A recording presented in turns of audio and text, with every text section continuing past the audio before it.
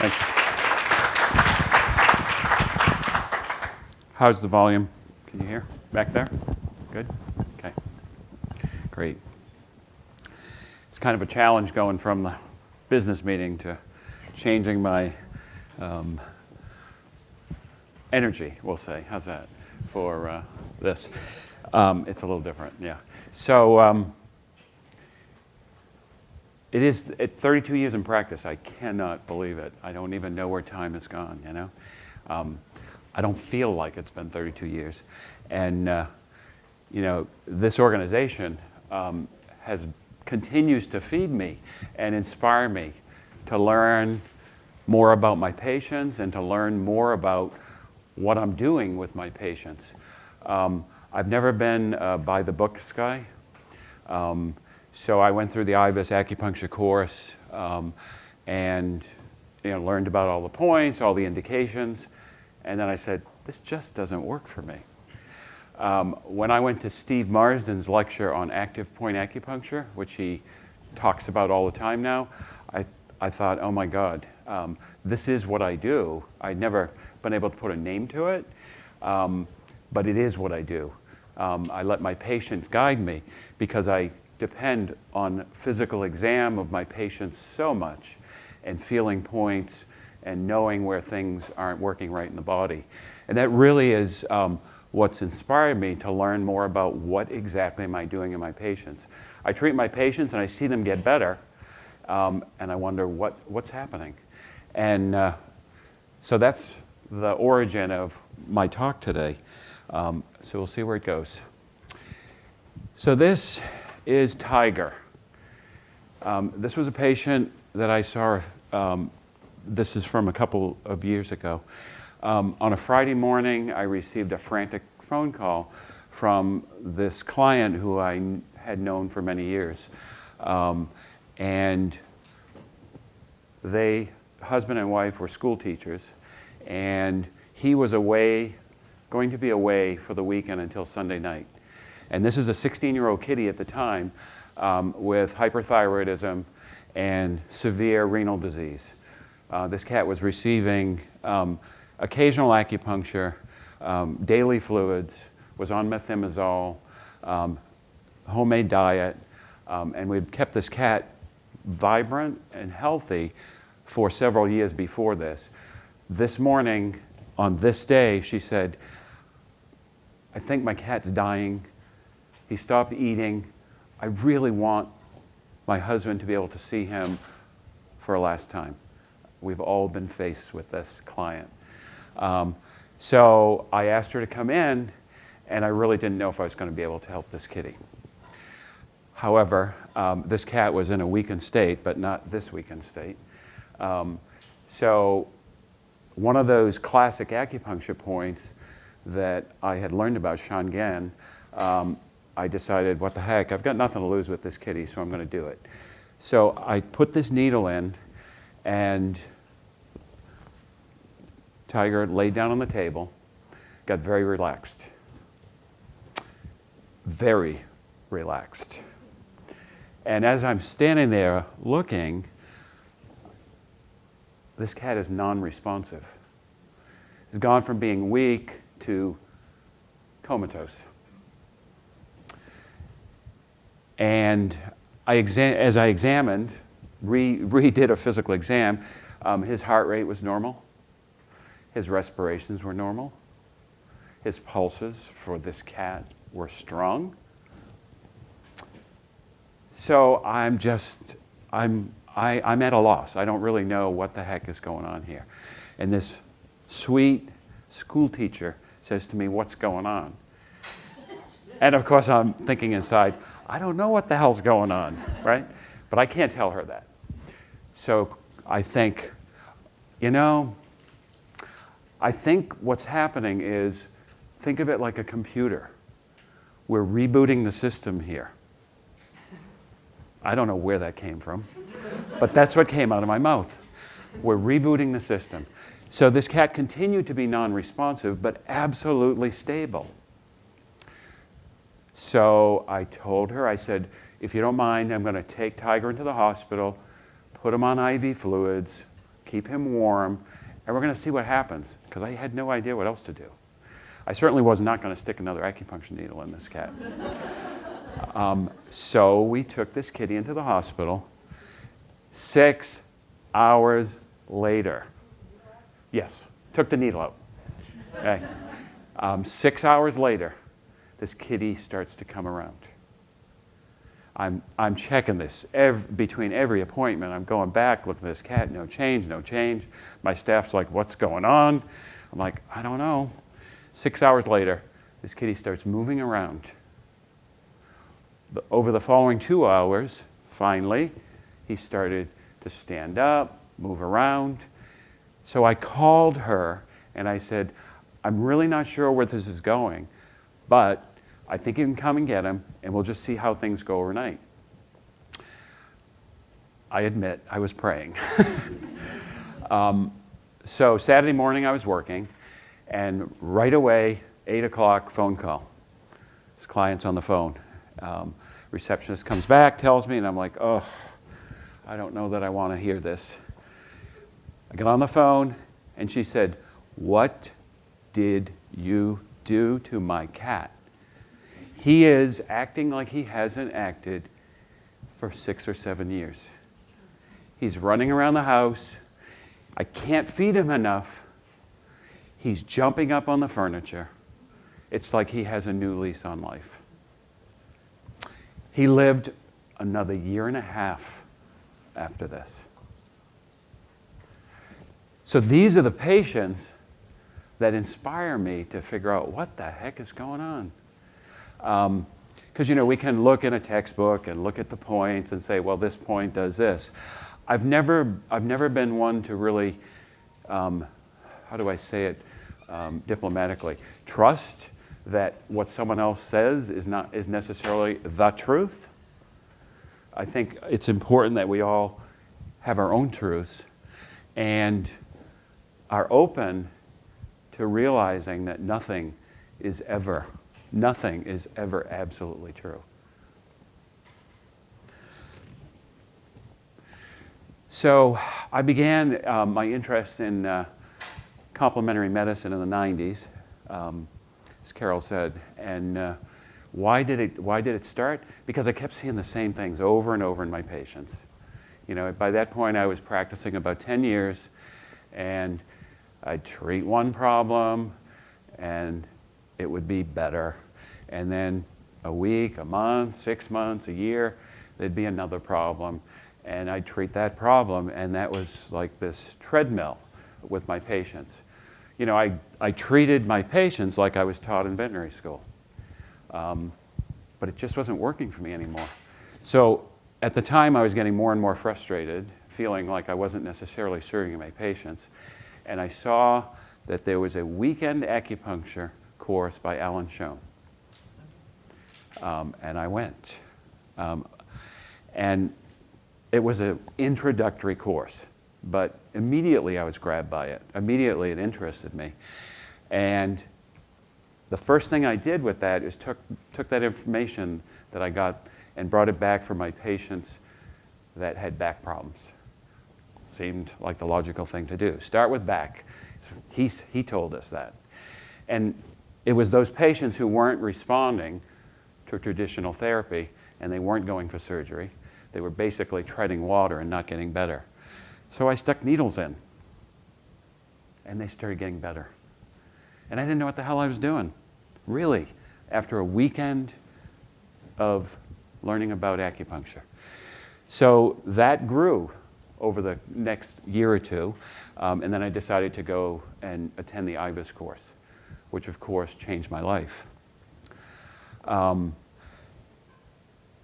When I was in veterinary school, I thought, people who did acupuncture were just completely off their rocker and really perhaps malpractice. That's what we learned in school. It was just something that was not good medicine.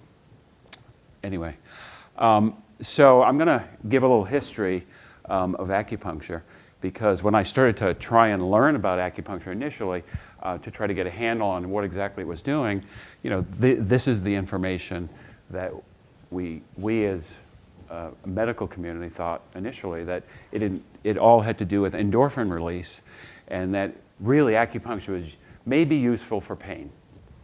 End of the story. So initially, we talked about endorphins, and then there was this gate theory where we talked about mediators affecting either in the dorsal horn of the spinal column or perhaps in the thalamus in the brain. I wasn't satisfied with that. And obviously now we know a whole lot more. So a little bit of history behind what we call TCM, traditional Chinese medicine. I think a lot of people don't appreciate this, but TCM really has its roots in the 1960s. That thing that many of us do is only from the 1960s. Acupuncture and herbal medicine, of course, is thousands of years old. But what happened in the 60s is Chairman Mao directed that acupuncturists and herbalists join, and that it be under one roof, if you will. And it changed how acupuncture was done in China. So whereas before acupuncture was really about palpating the channels and really paying attention to the channels, some of that was lost during the development of traditional Chinese medicine. The last thing we're going to come back to over and over again, if we look at the Taoist scripture, a cup is only useful because of its emptiness. Because we're going to delve into embryology as the day goes on. We're going to talk about fascia, and this is going to become much more meaningful. So I remember sitting in my first IVAS course, and I don't remember who was speaking. I wish I did, but I don't. But what I heard was somebody mentioned, like very briefly, well, yeah, there was this North Korean scientist in the 1960s who said he identified acupuncture channels. But, you know, there's no backing behind that, so forget it. So I heard that, and it stuck with me. Eventually, you'll see some of the material here, I was able to acquire some of the diagrams that he had done back then. The problem is in his papers, he didn't write materials and methods.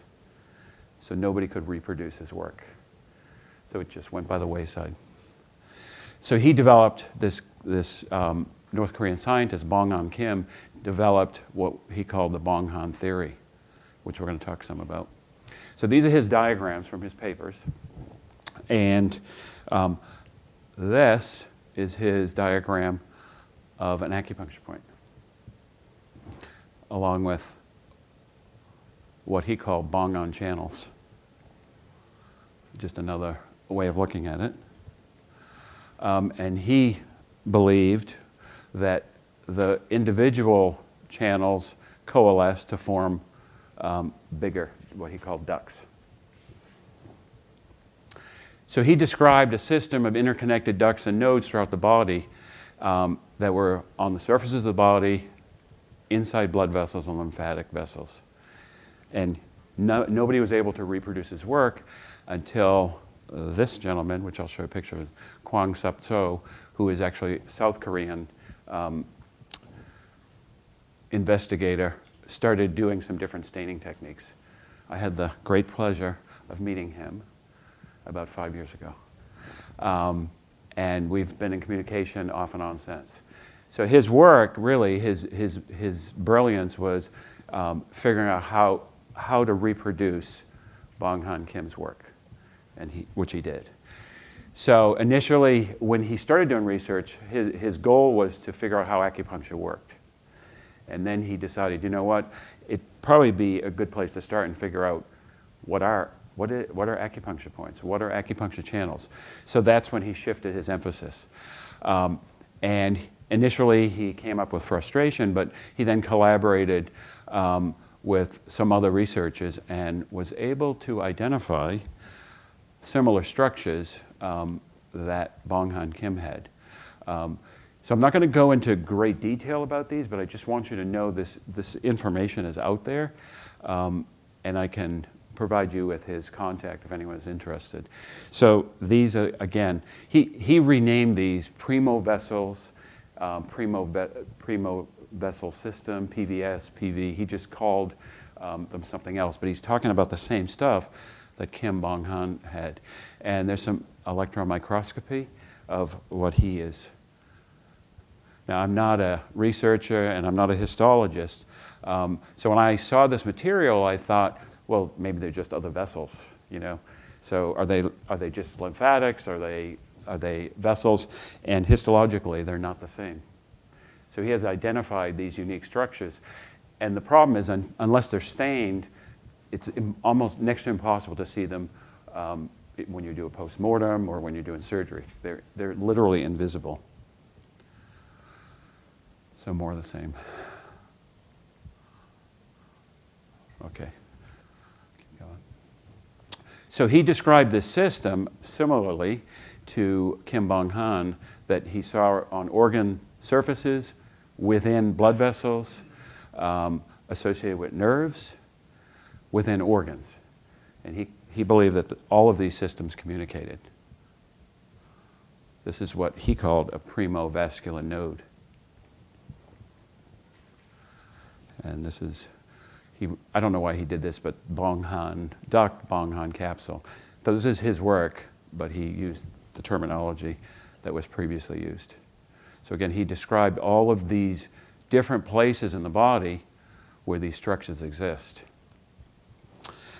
He also identified what he called very small embryonic-like stem cells present within the fluid of these structures. And his belief, and it certainly hasn't been proven at this point, but his belief is that these were cells that could be activated and actually do repair in the body. And he found that they are activated by certain wavelengths of light, which is very interesting. So he identified fluid in these ductules, and he described the cytology of them, what it was made up of. And he found, again, these things, these stem cells. Oh, there's the range, 360 nanometers. He found that it activated these cells.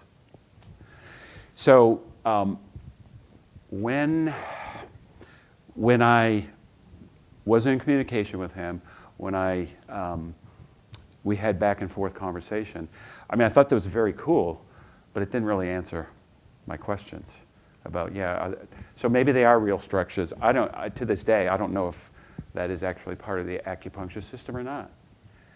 But what I'm trying to do is help you see the evolution of my thinking from, oh my God, we've got to see the structures of acupuncture. We got to see what the channels look like. And we're going to be taking a leap in a little while and realizing that's a very narrow view. So about 3 years ago, I found or was told about this book, which I have referenced in my notes, okay, by Dr. Daniel Cowan. He's a physician and an acupuncturist in England. And his book, I probably have read this 6 times. His book led me on this journey into embryology. And this is his quote. When I learned a few weeks ago, he is the keynote speaker at IVIS in Poland next week. So it's pretty cool. His most recent book is this. This was just published earlier this year. If anyone wants to see these after, you're welcome to. I think I have that reference too, hopefully. And this delves into more of what we're going to talk about. It's called The Uncharted Body. You have to actually order it from his website if you're going to get it. I don't think it's on Amazon or anything. So. All right. So here we go. We're going to start talking about embryology. Okay. So I don't know about you, but I had a terrible embryology class in vet school. I don't think I remembered anything from it. just wanted to get through it. I didn't think I needed to know about it. And yet now, here it comes back 30 years later to inspire me. So we're going to talk about the beginning, when we have the sperm and the egg, the yin and the yang from the beginning. And in the beginning, those two cells come together and magic happens. So as we start to get cell division, we start to get differentiation of those cells that start as one, start to divide and start to do different things in the developing embryo. So the cells in the center start to we form, sorry I missed it, but we get what we call the morula stage, and we get a ball of cells that in the middle we start to get fluid, and we get the development of a yolk sac and an amniotic sac. I'm sure this is all familiar to people, but it becomes very important when we start talking about the levels of Chinese medicine. Okay. So we get development of the head and the tail, the primitive spinal cord, and the cells really begin to have unique functions. So what I'm going to propose to you is that the key to all of this organization is the development of fascia and local control. There's local control. So I look at the development of the embryo and think, how is it possible that all of these pieces fit together and work perfectly well? It doesn't happen all the time, but it happens most of the time. So we're going to talk about fascia, and it's going to tie in a few minutes. So we all know fascia is a connective tissue, and it's impermeable to most things. And the fascia divides the body into the three jiaos, the upper, the middle, and the lower. And when we talk about these divisions, in Western medicine, those divisions would be pleuropericardial, intraperitoneal, and retroperitoneal. So the fascia in the body creates those compartments. So as we all know, Western medicine struggles with the idea of channels or acupuncture channels. And hopefully by the end of the lectures, you're going to understand that the fascia is where it's at. So in 2018, the fascia was described as a new organ. 2018 in Western medicine. I remember seeing that on the news. Like, they figured out fascia is an organ. And those of us who do Chinese medicine knew that a long time ago. So if we speculate that the acupuncture channels are located in the fascia, it really can explain all the pathways and the movement of qi in the body. So as we know, fascia is composed of, the primary component is collagen, which is the most common protein in the body. And collagen forms a triple helix and then another triple helix, and it creates a structure that is semicrystalline. Fascia arranges itself, and we have entry and exit points for blood vessels and nerves. So because of the physical structure of collagen, it is what we call piezoelectric. When it's deformed, it itself creates electric current. So every time we have movement in the body, electrical current is being produced. It is the reason why astronauts can't stay in space forever with zero gravity, that we don't have that stimulation, we don't have that electric current produced, so we get bone loss. It's the loss of piezoelectricity. So fascia is creating this interconnected web that goes throughout the whole body. In addition to collagen producing currents, it is also both a conductor and a semiconductor. Yes. Okay, we talked about that. So I'm going to move on to the next part. This will all be brought together. But one of the other roadblocks to Western medicine accepting acupuncture is this notion of qi. I remember Rick Palmquist last year talking about that at his keynote when he talked about when he was trying to figure out what is qi. And he finally concluded it's really not definable, but I'm going to try to define it. So in Chinese medicine, they use characters in the Chinese language, I'm sorry, and the characters are combinations of different parts. Qi is two parts, what we call two radicals, okay, which we're going to talk about in a second. And in qi is often used in place of the word air in writings about Chinese medicine. So when we look at the character of qi, the upper part does represent air, and the lower part is cooked rice popping open. So there's all kinds of translations for qi. One that I found very useful for me is that qi represents food plus air equals energy. And obviously we all learned this in basic physiology with the Krebs cycle, that glucose plus oxygen equals water plus CO2 plus energy.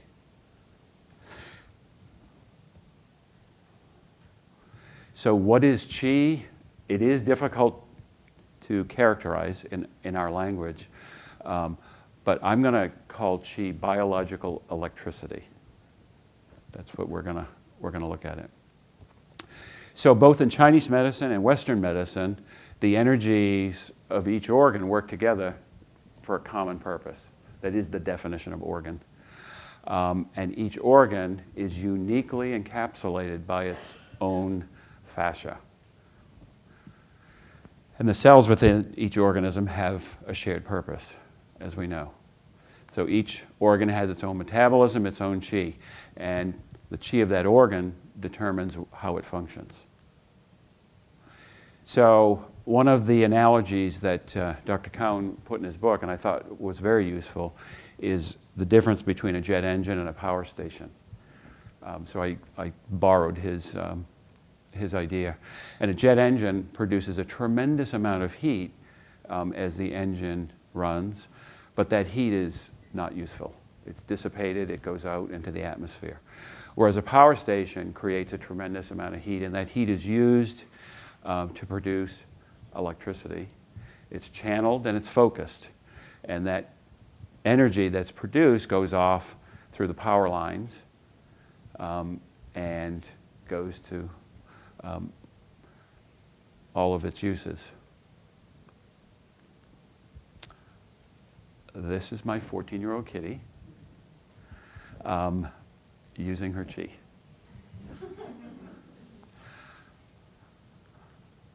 So this is a couple of cool photographs that I saw about electricity.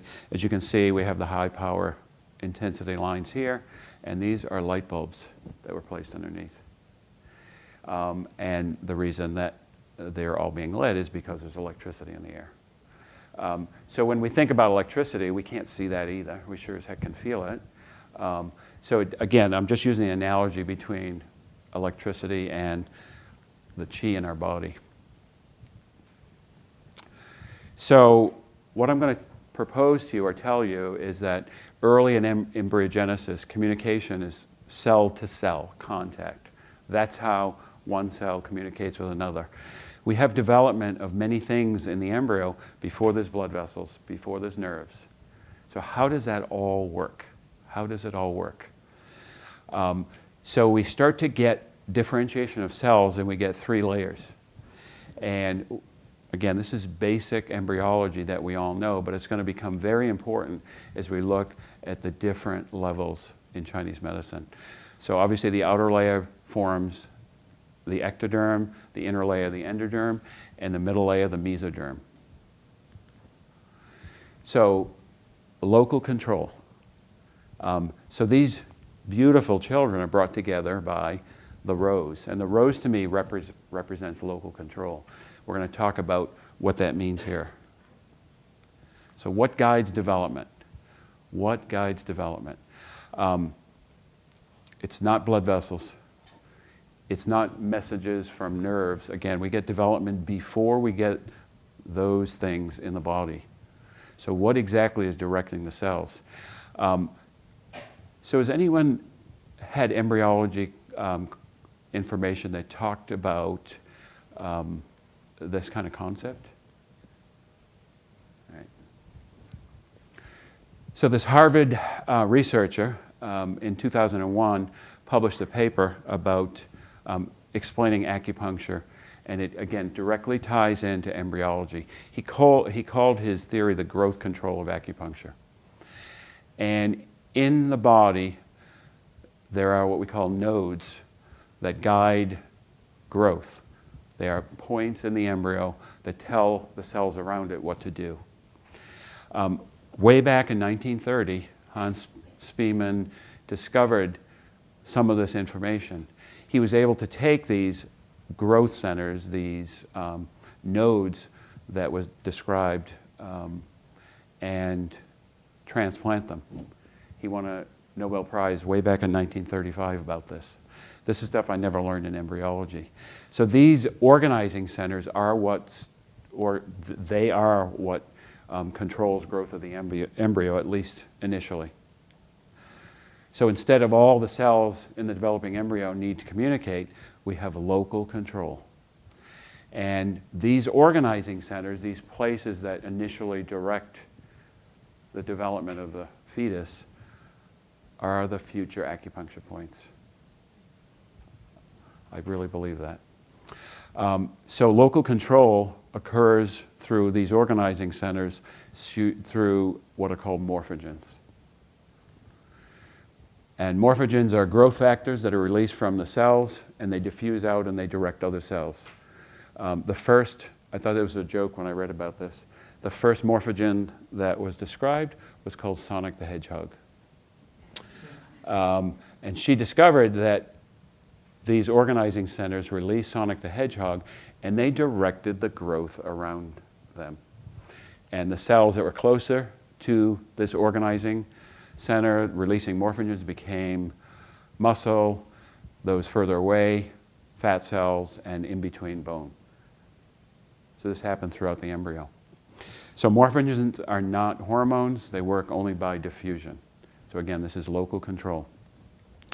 So then we get development of the body, and we get the formation of fascia and the development of these compartments in the body. So it's interesting, if we look across species, the morphogens remain constant. Whether we talk about humans or dogs and cats, it's the same chemicals in the body. So we differ from our dogs and cats with our DNA, but not of our morphogens. So again, Sonic the Hedgehog this is just one of many morphogens that have been described in the body. It organizes brain, muscle, skeleton, and lungs. So these morphogens are messengers, and the DNA responds to those messengers. And when those messengers are incorrect, we get disease. So Sonic the Hedgehog is now being looked at as one of the causes of several types of cancer. And this is where we start to get tiebacks to Chinese medicine. We all know that cancer cells bypass the normal controls, and the sonic gene is used by cancer cells to do that. Okay. So this growth theory that was described predicts that these nodes, these growth nodes, these control areas, have high levels of electrical junctions for local communication. And acupuncture has effect on these growth factors, these morphogens. So when we do acupuncture, there's studies now that are showing we actually get release of these morphogens.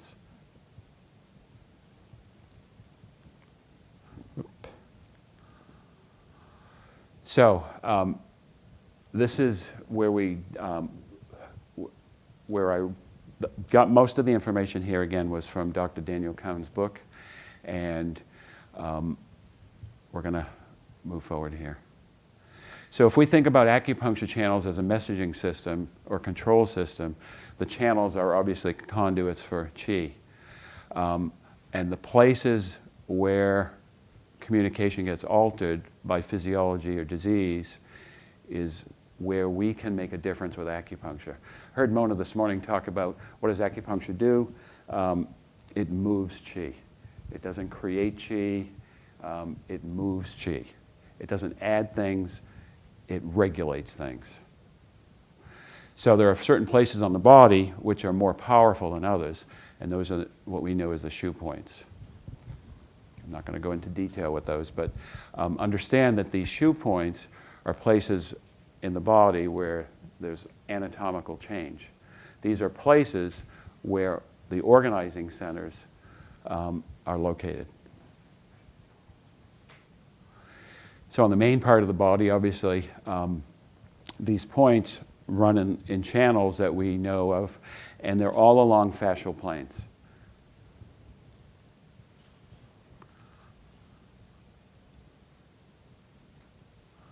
So what I'm going to propose to you, instead of we thinking about those points we needle as acupuncture points, we should be thinking of them as organizing centers that have been present in the body since the embryo.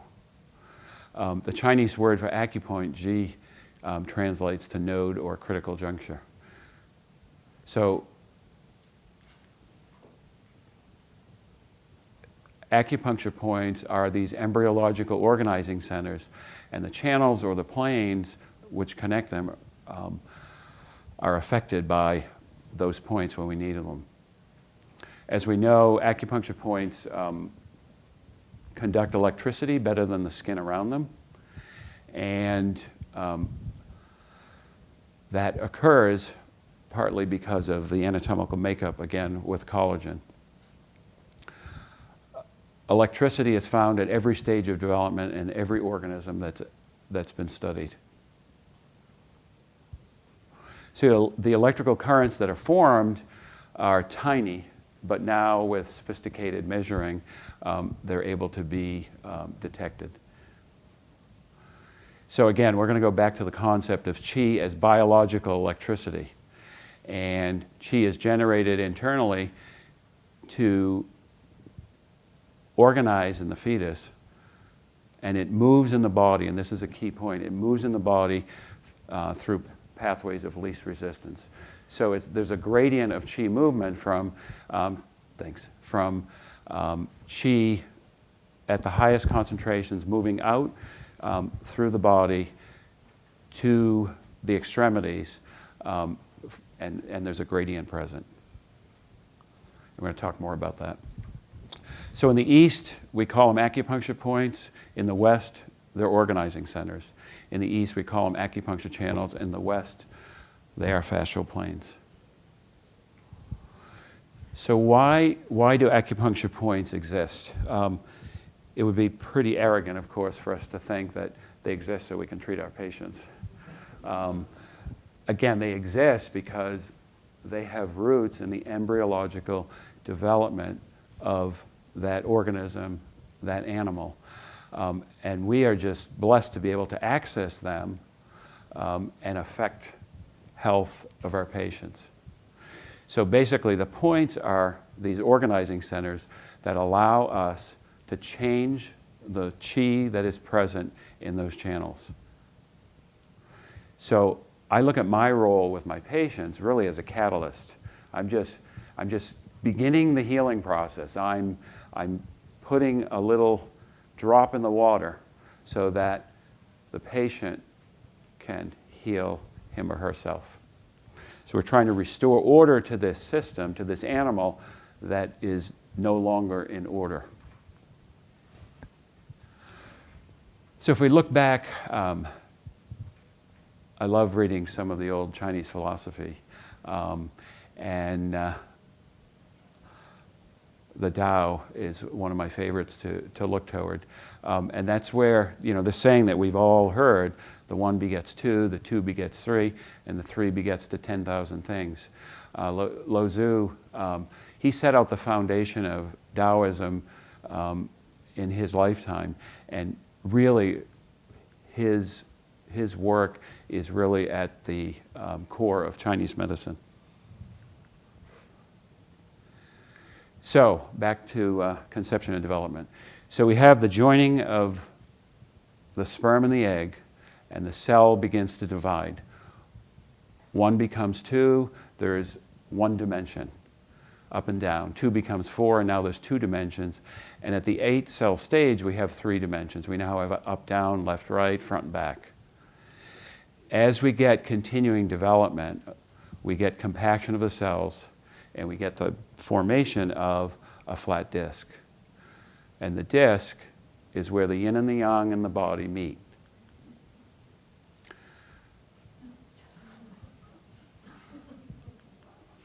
So here's a picture of the book I was talking about.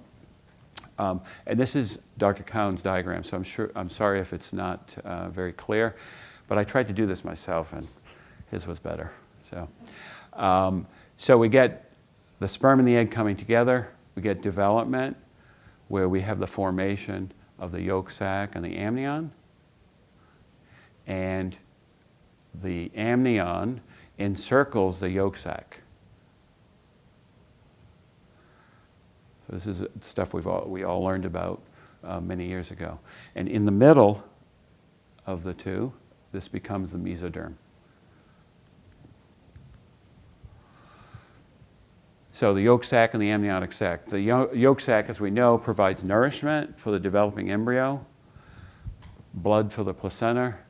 It eventually forms the organs of nourishment. And this is the part of the puzzle that I never put together myself. The yolk sac becomes the organs of nourishment, and those organs are the yin organs.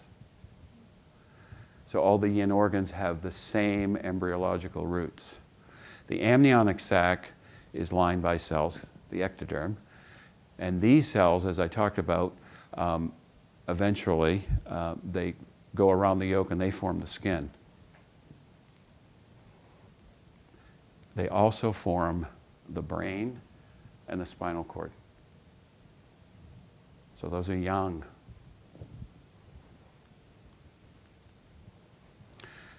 So we get the formation of this flat disc, and we get encircling of the yolk and development of the mesoderm. The mesoderm becomes the muscles, bones, blood, part of the kidney and the heart, as well as the connective tissue.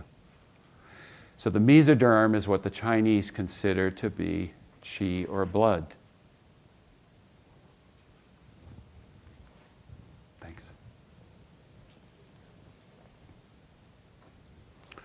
So at the stage of the flat disc, as I said, the cells of the amnion are ectoderm, which becomes the skin. And we get development of this neural tube from the ectoderm, which eventually will form the primitive brain and spine. I think what I'm going to do, this is a good place to stop. So, does anyone have? I know this is dry, but it's going to become important, because when we talk about the 6 layers, the Shaoyang, the Yin Yang, the embryological roots here are going to help you make sense of all of that. So, hang in there, please. Okay. Do you have any announcements? That's it. No, Dr. Stuer will be speaking again at 2:10 after lunch.